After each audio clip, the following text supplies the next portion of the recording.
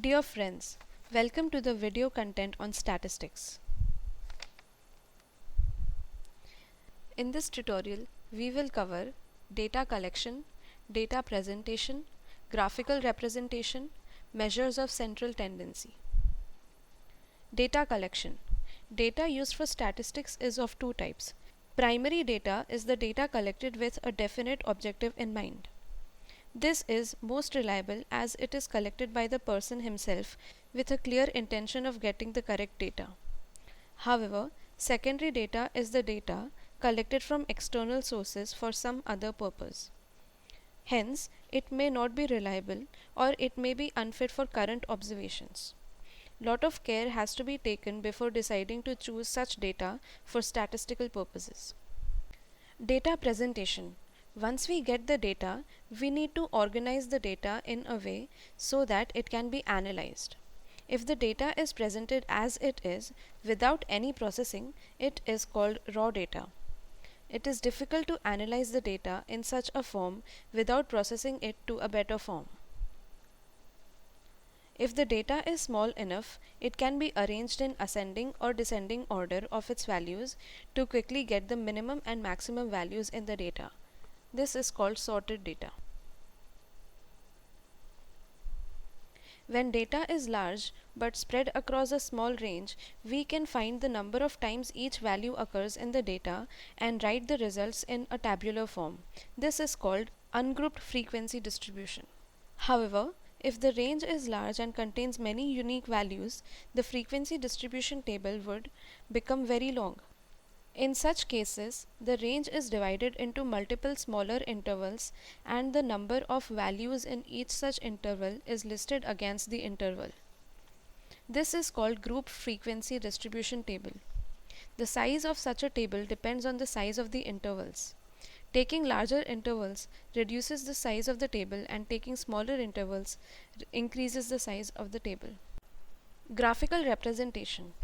There are different methods of graphically representing the data obtained so that other people can analyze the data themselves. If we have categorical data which is not grouped by intervals, we can use bar graphs. In bar graphs, the order of the bars is not important. Since the categories do not have any sequence, bars can be placed in any order. If the data is grouped into continuous intervals in a range, we need histogram to represent the data in the form of intervals. Unlike bar graphs, the order of bars in histogram is important because the whole histogram consists of a continuous range.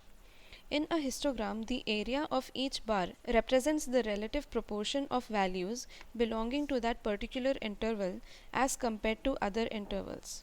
If we try to change the order of the bars, the graph may give a false impression of the data being interpreted. Hence, we should always use histogram instead of bar graphs for such a data. Sometimes the data is too large to be represented clearly by just using a histogram. This may be due to small intervals or very large range. In such cases, we use frequency polygon, which is just an extension to the histogram. To draw a frequency polygon, we use class marks of every interval and plot the corresponding frequencies. These points are then joined to form a frequency polygon. In case there is no interval on either side, which has zero frequency, then extra interval is added with zero frequency to complete the polygon. If the intervals chosen are uniform, then the area of the frequency polygon and that of corresponding histogram is same. Frequency polygon is easier to interpret than histogram for large data since it contains only one continuous line across the range. Frequency polygon can also be drawn without drawing the histogram, and in such cases it can also be used to represent multiple frequency polygons in the same graph. Measures of central tendency. When we get statistics about something, we get many values which are spread over a range.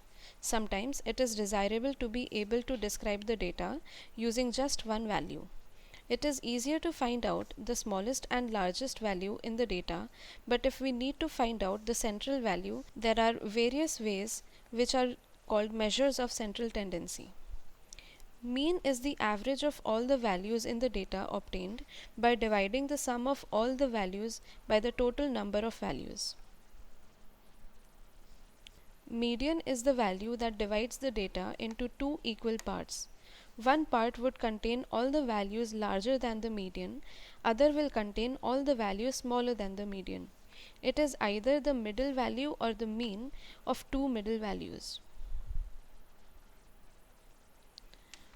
Mode. Mode is the value which occurs maximum number of times in the data. Test yourselves. The following are a few questions for you. Please revise the concept on your own.